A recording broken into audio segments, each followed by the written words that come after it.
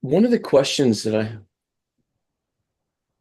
one of the questions that I had, because we between the three of us, we've always been really, really positive about, bariatric surgery and how it's a wonderful tool and, it's life changing. And literally for me, it saved my life.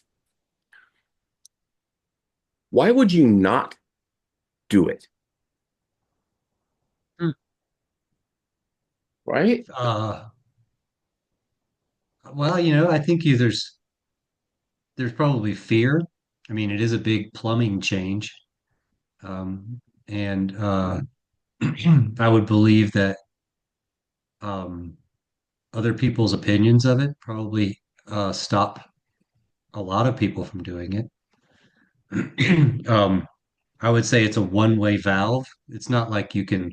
It's not like a regular diet where you can just, if you don't want to continue eating low carbs, you can always just go back and start eating potato chips and stuff again. With bariatric surgery, once you have it, going back isn't easy. In some cases, it's impossible. Yeah. Um, I can see a lot of people doing that, but I'm assuming there's others too. I mean, I guess both of you probably. I mean, I assume both of you probably had your pros and con list, right? I think that um, to answer that question, it's a great question, Richard, because you can kind of spin it around and say, why would you? Why would it be appropriate for you, whoever this person is? And because, like I think I said it before, but if my problem was one of a trauma transfer or something, I was transferring some emotional trauma from whatever it was, abuse or something, Mm. into food, then I would say the problem in this case, is literally in your head. So counseling and that type of thing would be my recommendation. I think weight loss surgery would be a waste of time for that person or a waste of effort because all you would be is a person trying to transfer not an addiction, but you know, a, making up for one issue with another. And if that option's taken away from you, you'll just make it another one. And so to me, that's why it's important to understand the root cause of why you did those things that descended you into obesity. Yeah. I think that now I haven't read your book and I appreciate you've sent it to me. I love the title, The Prison of Obesity. And it as I reflect on just like that sentence, right? The prison of obesity. It's so true. We find ourselves in that prison. We find ourselves being obese, and we start thinking of ourselves as large or fat or overweight or morbidly obese. All those different titles that we get applied to us. And at a certain point, we just kind of accept it, right? We just kind of say, "Yeah, that's me. I'm a fat man." And then we're given the option, the privilege of a tool with bariatric surgery. We're given the privilege of a tool that can help us manage that. And that's damned scary, right? Because your identity your identity has been developed around, I'm the big guy in the room. I'm the fat guy. I'm the guy who eats the whole pizza. I'm the guy who's going to finish your french fries, right? And you start thinking about, like, well, if I get bariatric surgery, and Jeff, you just mentioned, it's like you can't go back to eating potato chips. That is not an option. And you start thinking, how do I redefine myself, right? And how do I cultivate a new personality? And does this mean new friends? And how is my family going to react? And I know that both of you have those experiences. Bill, I'm sure that you had people who react reacted really positively to your weight loss, and I'm sure that you've had people who have said, why did you even do that? Right? Um, I really haven't had the latter. oh wow. Um, no, I haven't. But I think that it is hard because I see all the time people saying wanting to prove adamant about the fact that I'm the same person I was before I had weight loss surgery. And my answer would be that's a shame because you have a tool that allows you to be almost anything you want to be now. And you've evidently wanted to be things you haven't been able to be. Go do them. So I like that's where marrying the right tool with the right outlook, with the right mindset. And I'll tell you another reason why weight loss, because if you're locked in the prison of obesity and your body escapes, but your mind and your spirit stay in the prison, your body's coming back, Yep. or it's not going to live very well on the outside. Likewise, um, to get out of there, you have to take all three aspects of you out of that prison. Once out, other people's opinions don't matter the same. Um, you are almost blinded to the things that are negative because I just don't have time to mess with them. I got too much I can now go and do. So I think I don't hear enough talk about mind and spirit when it comes to making a lifestyle transition. And heck, I don't hear enough talk about a lifestyle transition. I hear talk about surgery, Hmm. surgery and food prep and a lot of elements around the tool. But I hear I hear not enough conversation about the use of that tool and incorporating the spirit and the mind with the body. Right. I think that's interesting you said that because it's you know, it's called a journey, but I don't think people understand what it means to be a journey. Um, in my book, I sort of talk about that at the beginning. I kind of describe a journey versus a trip. A trip is something you take and it takes a couple of days and it may or may not change you. And a Good, man. journey, That's and a good. journey is something that you go on and it will change you. And I guess that brings up the other part of it, was coming back to Richard's initial question, the fear of it is Hmm. that fear of change. And so, the question is, how often when you are doing your day-to-day stuff, do you look to the future and say, what am I doing today and how is it affecting me, 2 years from now? And Hmm. I think Bill sort of touched on to it. I think sometimes we get so caught up in making sure we have enough protein and we get the right number of macros and we get our 15,000 steps and all that stuff in, that you look back and it's been 9 months and you're like, well, where am I going with this? Like, what's happening? Why am I actually doing this? Because at some point in time, that all that it becomes both, like we've talked about in the past, it becomes part of your life, but it also becomes kind of boring Yeah, because thinking about your protein all the time is not living. That's just sort of thinking about your protein all the time. But like Right. what Bill said, it's like, what can I do And now they with even have video this communication new way of between life, the right? astronaut So inside that SpaceX Dragon capsule. I think we got something going on. Um, so it's for us, I think there's a lot of people that get scared about the fact that they need to make that big change. Yeah, and even in the support group that you host, um, we've had some people come in who are just really hesitant. right? They know they need it. They know that it's going to be life-saving. They know that it's going to make a difference.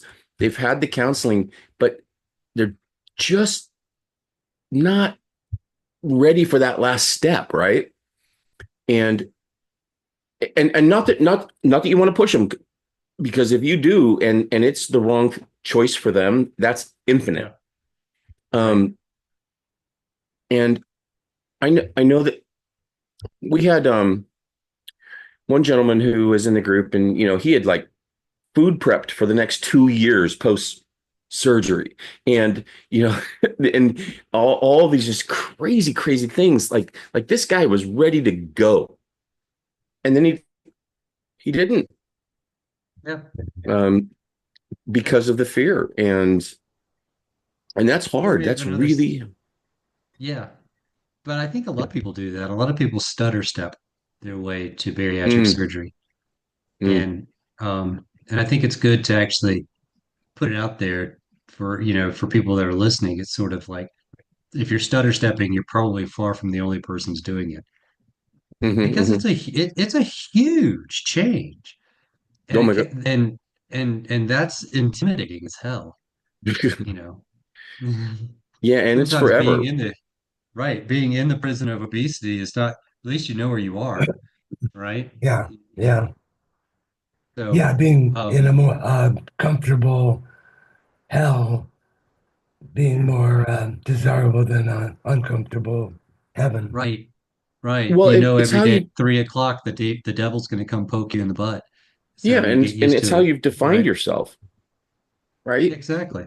I mean, it's you've defined yourself that way, and you're comfortable with that because grown in you've grown into it. Yeah. Well, Um, I think that's all. I think that's the whole point is I think what you're getting at too is it's an identity change. And yes, that is not an easy thing to do, especially if you're anybody over the age of like 27. 12. Yeah, at some Right? point in time, you sort of solidify what your identity is, and Yeah, it doesn't always stay that way. yeah, it's Except that, like, when I met my wife, she wasn't my wife, right? She was a single woman. She changed her identity to become my wife, mm, and then a year later changed her identity to become a mother. And then a few years later changed her identity to incorporate being a salesperson for a for a company.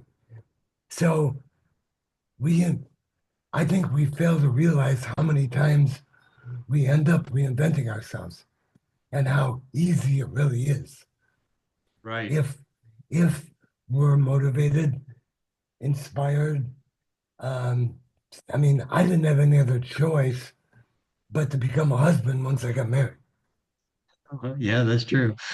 absolutely But I right. met plenty of guys who, along the way, decided, I don't want to be different. I don't want to change.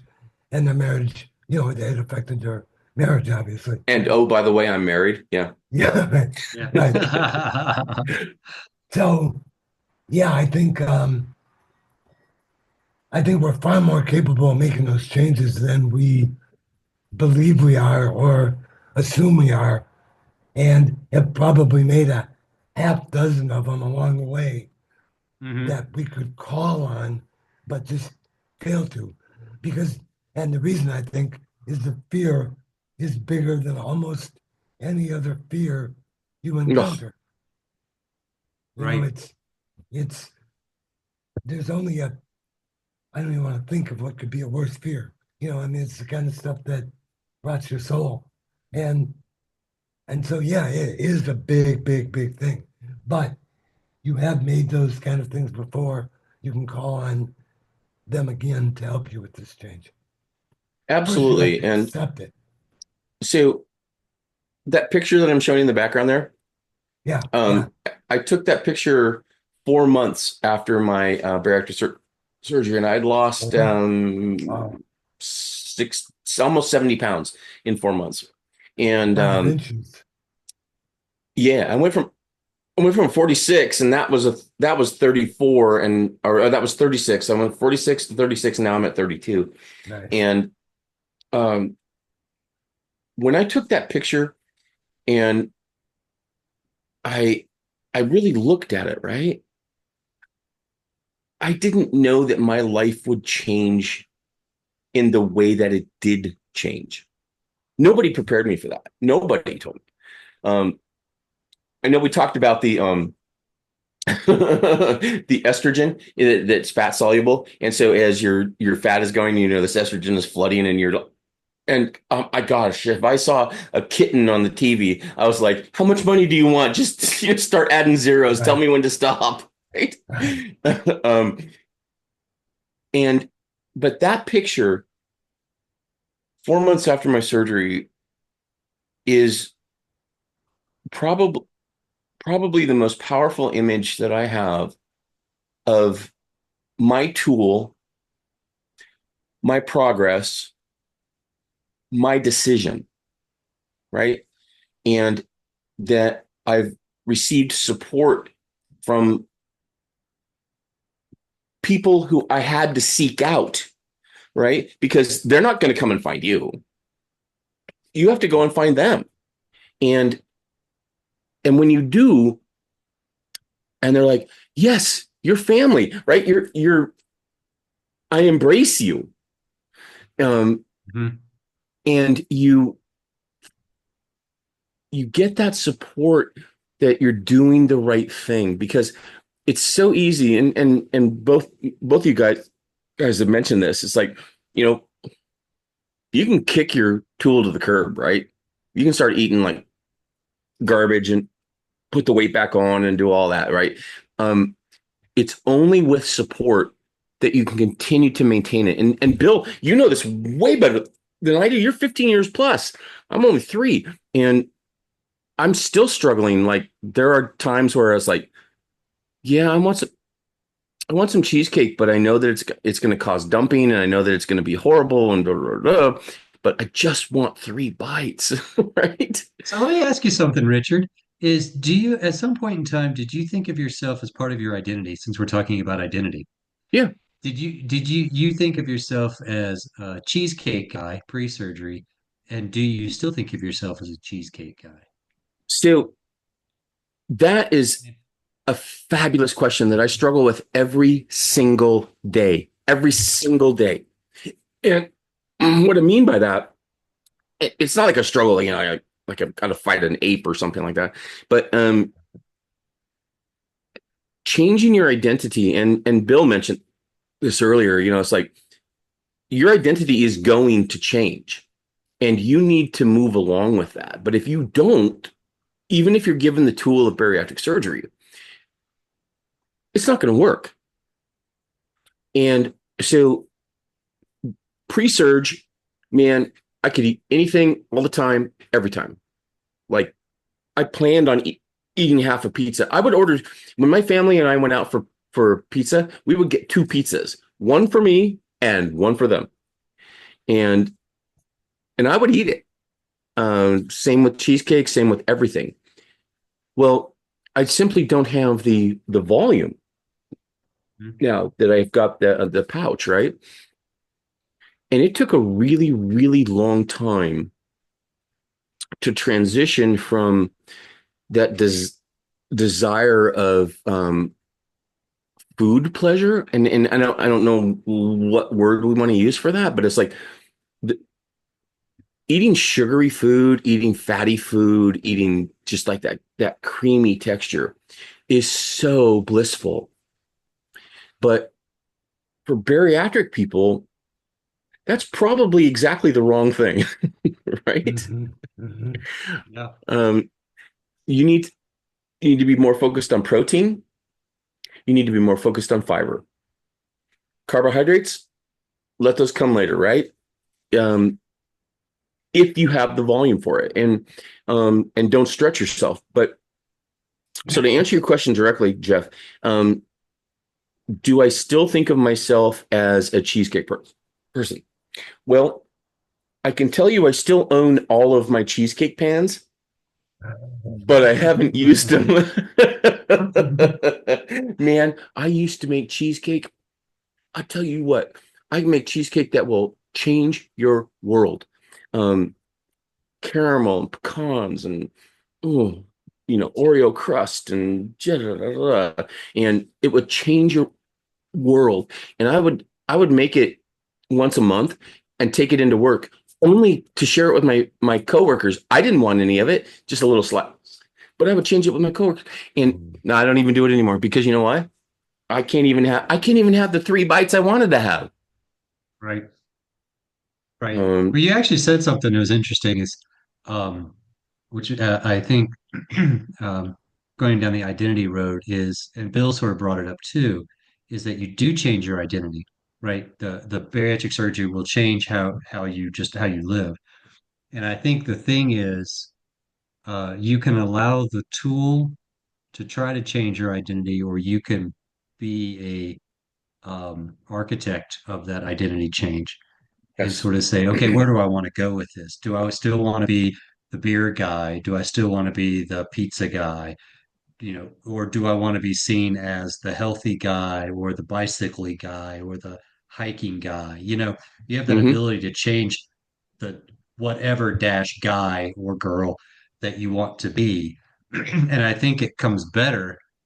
You can see how thin your face is. You can see Yeah, that was it my becomes, what's chunky that? days. You can see how, but it's up to you, I think, to make that decision. And it doesn't have to be something you want to continue to make. If you don't want to be, you start. And I think this is the neat part about bariatric surgery that is the positive spin on it, is it jump starts your ability to be a different identity, a Oh healthier Yes, yeah. identity, right? yes, You yes, don't yes. have to, you don't have to spend a year and a half slowly trying to lose 100+ pounds. But at some point in time, that stops. But you have to have something waiting in the wings to continue your health in the other Yeah, way. I And if you're I not like going to be, go ahead. I'm sorry. I was hearing you say that reminds me of the um put it together backwards. If I could picture the lifestyle that I want or the results that I want, what lifestyle leads to that, what actions support that lifestyle, therefore those are my actions. Um, Mhm. it's very powerful that way because it helps you visualize and it helps you understand I'm not doing these tasks because I hope they'll get me to where I want to get. I'm getting to where I want to get because these are the tasks I know need to be done to get there. Excellent point. Excellent point. You see the mental? Right. Yeah, excellent. Yeah. Right. I'm not defined by what I need to do. I'm doing what I need to do to find the definition that I want. To become the definition I want or to explore Mhm. yeah, Yeah, exactly. yeah, Exactly. yeah. Yeah. And I don't think that gets, I don't think that, obviously, that doesn't get discussed a lot in, the surgery part of it, but I think it's a big aspect of your success, just to be able to tell yourself, yeah, I'm going to be succeeding at this, and this is what I want to do.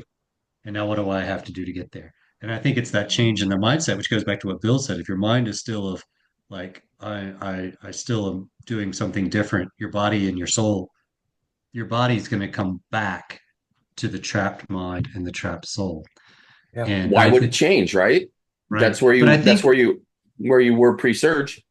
right. But I think a lot of it has to do with the key is very easy, but the key is very difficult at the same time, is the fact to say, who do you want to be? You know, you've been this person for however long you've been that person. But who do you want to be? And I think this is a big part of bariatric surgery that I don't think that to me is an amazing aspect of it. To be able to ask that question of somebody. Okay, in a year and a half, after you've lost 100+ pounds, who do you want to be? And that's And you pretty know Okay, exciting. what's so I'm going to go a little sideways on that comment. Um, Okay. so you're 400 pounds, and you've got a girlfriend, wife, boyfriend, partner, right? You've got a partner and you have friends and you're 400 pounds and that's how they know you. And when you go out to parties or you go out for dinner, that's how they know you. And now you have bariatric surgery and everything changes for you, but nothing changes for them. They still know you as the guy who eats the whole pizza, the guy who's going to down the Western burger, the guy who drinks a pitcher of beer, right? They still know you that way. But now you're not that way. You're not meeting their expectations. And that, for me, that was really, really difficult because my friends they were party friends, right? We would go out and we would drink. And post surge, I haven't had I haven't had beer since July of 21, because of the carbonation, right? Oh man, I'll tell you what, I could tell the difference between this hop and that hop and whether it was multiple hops or not. Beer was my thing, and I haven't had a beer in almost over 4 years. 4 years. Right. And You're not the beer guy anymore. not the beer guy anymore. And that was the thing, right? Like, so I established a lot of my relationships based on the beer guy. And so it's like, hey, we're going to have this beer, get it under your tongue and do this and notice the maltiness of it or the chocolatiness or, whatever. And now I'm like, yeah, no, I'm going to have some water. When did you become the beer guy? When did you get into beers? When I was about 14. Okay. I probably shouldn't say that, in a recording, but it has been my identity forever. And it was something I was very, very proud of. And one of the things about the surgery, so you go into surge and you're meeting with the psychologists, you're meeting with all of the therapists and everybody, and they're saying, no more carbonated beverages, no more this, no more that, no more, no more, no more, no more. And you're like, whatever, I'll figure out a way around it, right? Because I'm a beer guy.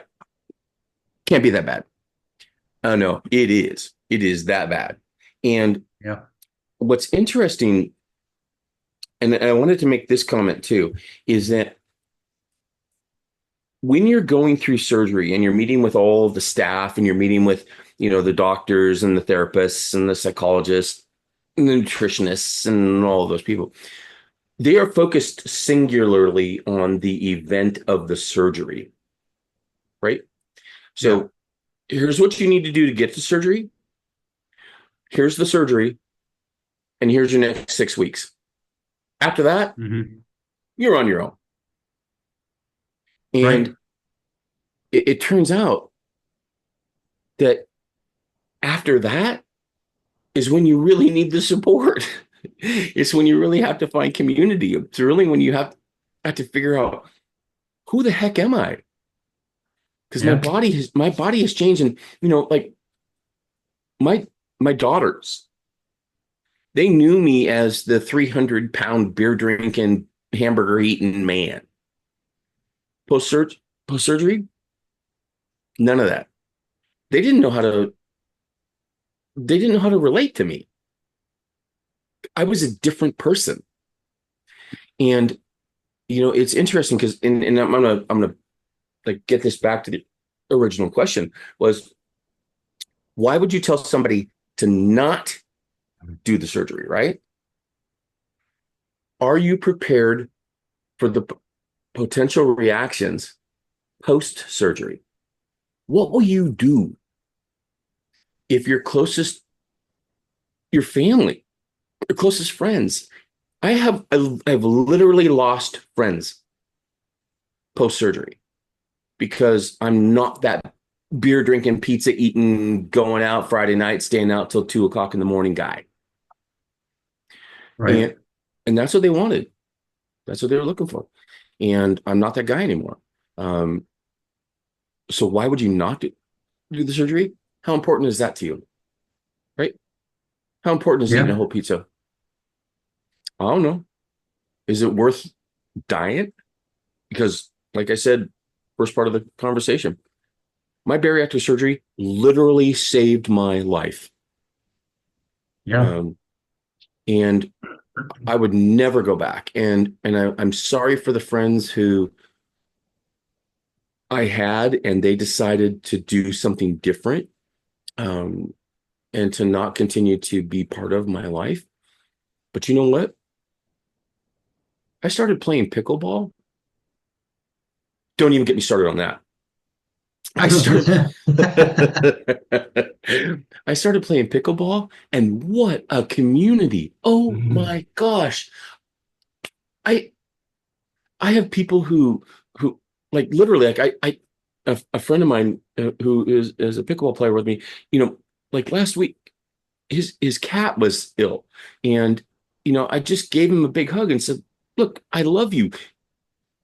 Tell me what I can do for you." And this is from pickleball, right? This is a That's guy I Yeah. know from pickleball who has a sick right. cat, and I'm professing my love for him, and in a gym. It was in hindsight really odd, but appropriate at the time. Well, you've become the pickleball guy now, right? Your Yeah, identity's changed. I mean, it's one of those absolutely. things. And are you ready for that, right?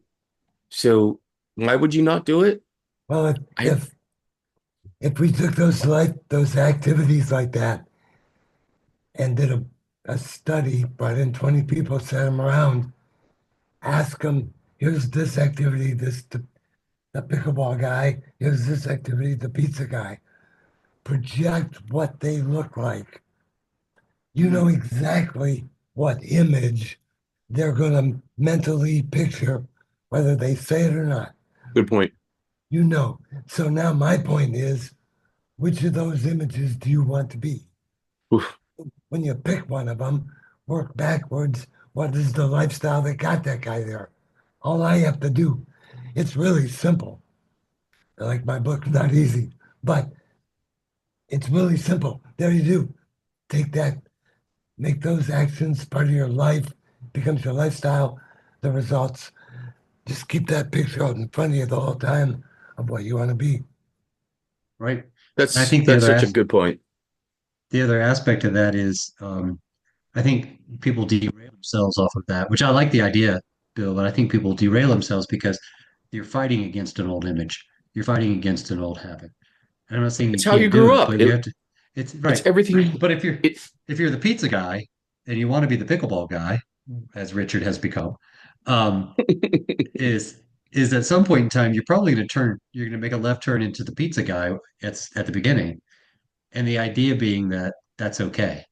Yeah, You're gonna there is no such thing as a straight line from where you yeah, are where you want to be.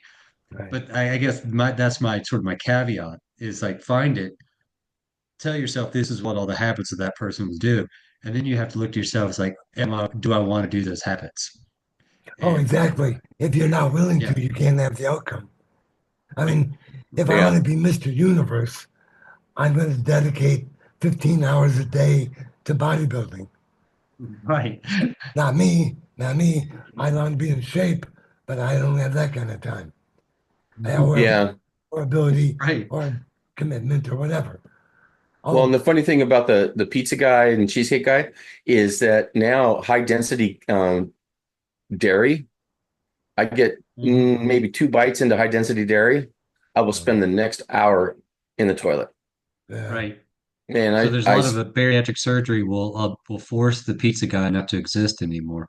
yeah, 20 minutes later, I am dumping for an hour. And so I'm like, I really do want to bite, but no. uh, I'll Yeah. think about it. Yeah. Um, Yeah, I and then think mhm. there's that dedication. But yeah, you're right, Richard, is that it's the it's a forced identity change. So this goes back to that idea Yes, of why do you want to do this? If you think about it, in a way, it can be a forced identity change. You just gave an example of that. Maybe you continue to want to be the pizza guy and like, nope, your body's gonna say, fuck you, you can't be the pizza guy anymore. cannot be. And yeah, and or you can always there's always ways around it. Um, yeah, and I think some people are, and I think it comes back to the idea for me, it's like, what's your plan? Where do you see yourself? The Well, old the interview question, where do you see yourself in 5 years? That's a very valid question to ask yourself. and that's exactly what What Bill said. Bill's been saying. Yeah, Yeah, right. It's like, where right. do you see yourself? Work backwards, figure it out, have a plan, um, Yeah.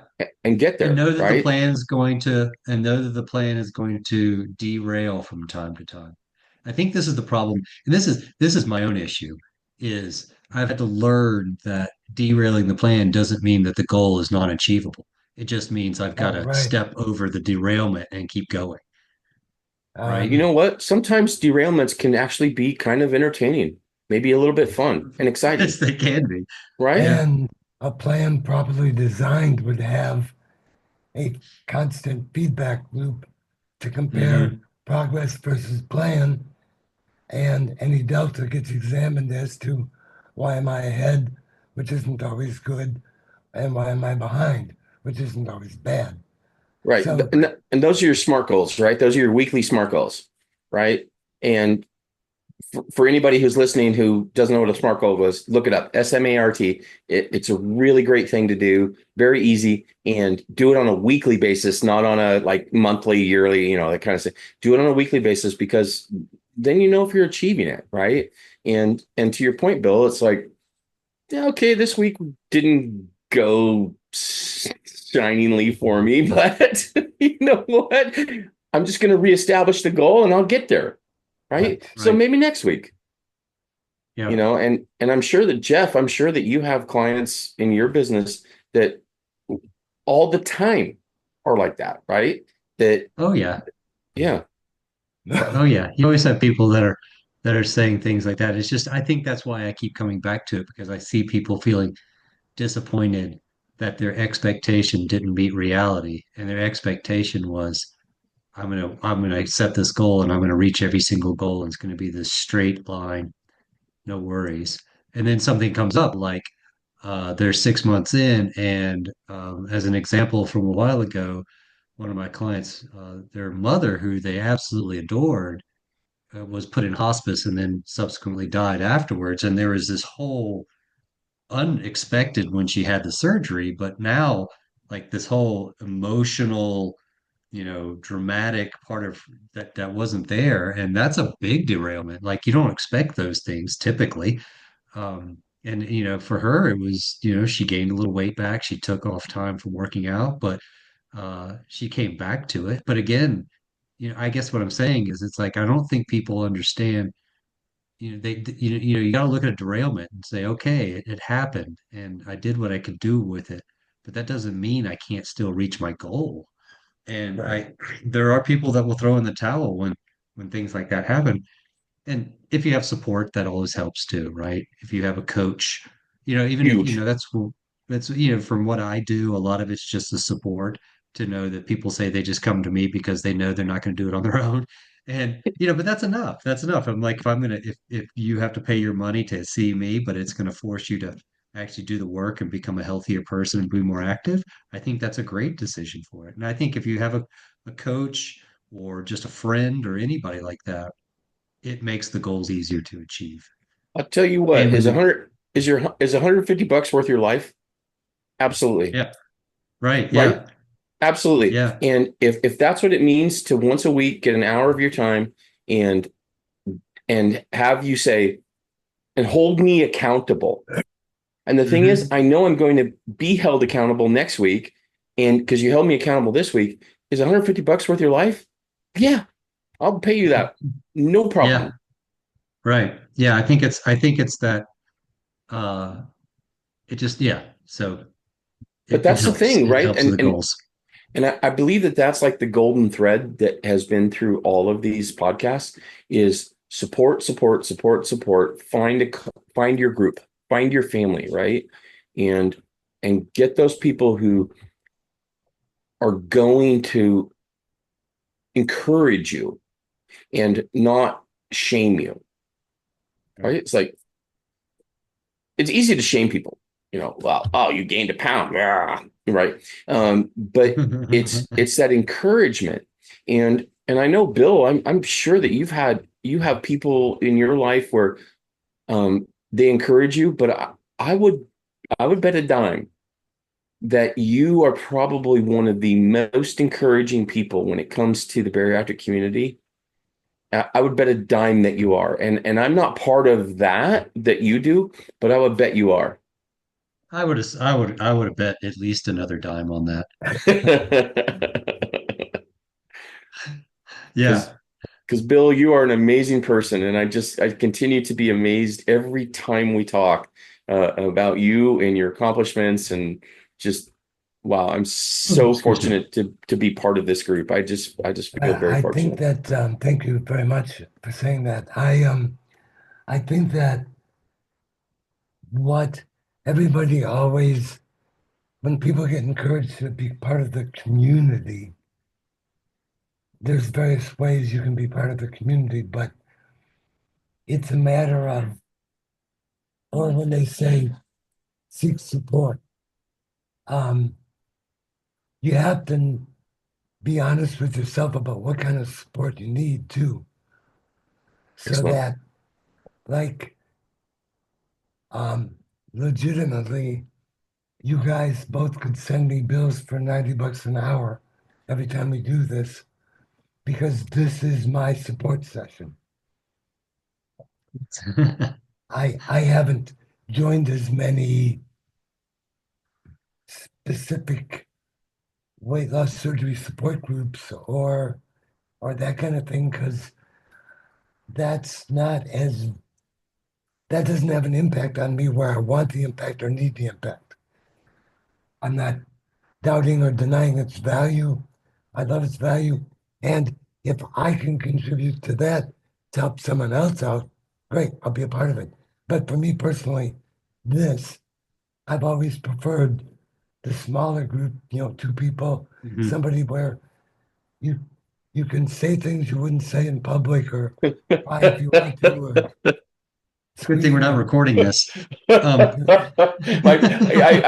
I'm never sending the link to my daughters. yeah, well, that's but true. That's I'm talking about the participants, not the actual recording. But yeah, yeah. um, it does give people a great chance to look inside though at things I might not say into a group of 100 people. Mhm. But thank you for what you say. Yeah, I do. I look forward to these nights a lot, and I Yeah. understand when we have to cancel, but I always get disappointed, and that gives me that real feel for what some people describe when they sit in a group. Yeah. I sometimes go, well, I'm glad it's good for you. But now I know, what I feel now is what I know they're feeling in their alternate version of support. Oh, So, thank like you. you That's said, Richard, awesome. you got to Thank you. get it one way or another. Find it and get it. You'll I think feel that's lucky. true. I think you're right. Is the idea of when you say support, I can see people going, "What the fuck does that mean?" So I'm going to go ahead and cuss, But it's like, what does that? What does that mean? Like, what do you Yeah. mean support? I don't like support groups. I'm not going to go to them. And I think the thing is, most support groups that I've been a part of, even just listening in on or actually created, are mostly women because I think women typically will Community. gather in groups and support each other, usually in that, or want to be in a group. Where I think men are typically more insular or one, two people, and that's how I am. I'm not really a big group kind of person myself. So yeah, so the thing is, I guess to whoever's asking, it's like, what does support mean to you? It's whatever works for you, right? And you may not find it Absolutely. right away. I And would you've say got go to, to the big groups and see what they do, and then maybe find someone in that group that works or not. one of my favorite support groups, and this is strange as well. So, like, I'm a bariatric patient, right? I had a ruined life. My one of my favorite support groups is a gluten intolerance group. Mm. None of them have ever had bariatric surgery, and they are all like highly gluten intolerant. Like if they walk into a bakery, they get breakouts on their skin because of the gluten in the air. Yeah. Well, Like this is serious stuff. Um, it has nothing to do with bariatric surgery, but I kind of stumbled across this group and what was interesting is that I have learned as much from that group in terms of eating and health and mental positivity and those types of things as I've learned from any other group that I've ever been part of. And so why did I even go? I don't know. Kind of stumbled into it. I had a minute. And so, yeah, yeah. clicked on, open WebEx, right? Right. And it turns out it's been a phenomenal group. So the point of all that is that it's not just looking for bariatric support groups or bariatric surgery groups it's looking for groups that you can connect with, right? And both Jeff and Bill, you both said this. If you can't connect with them, there's no value. Right. Yeah. And so you just got to look around, and it could be, it could be something really weird. It could be like a program management group, right? That you just connect with these people, and you feel a positive connection. And that's what I've discovered for myself, especially with the pickleball community. So it's been pretty extraordinary. I think the way to look at that support group, didn't mean to interrupt you there, Richard. No, Sorry. it's okay.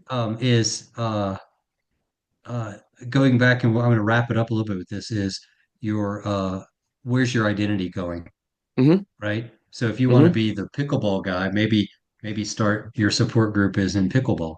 Or Hmm. if you want to be the hiking guy, maybe your support group's in That's the a hiking. great. That's great. I love that. Yeah. So it's Yeah. not your and in that way, it's not just your support, but it also gets you to see what other. Solidifies the model, solidifies that image.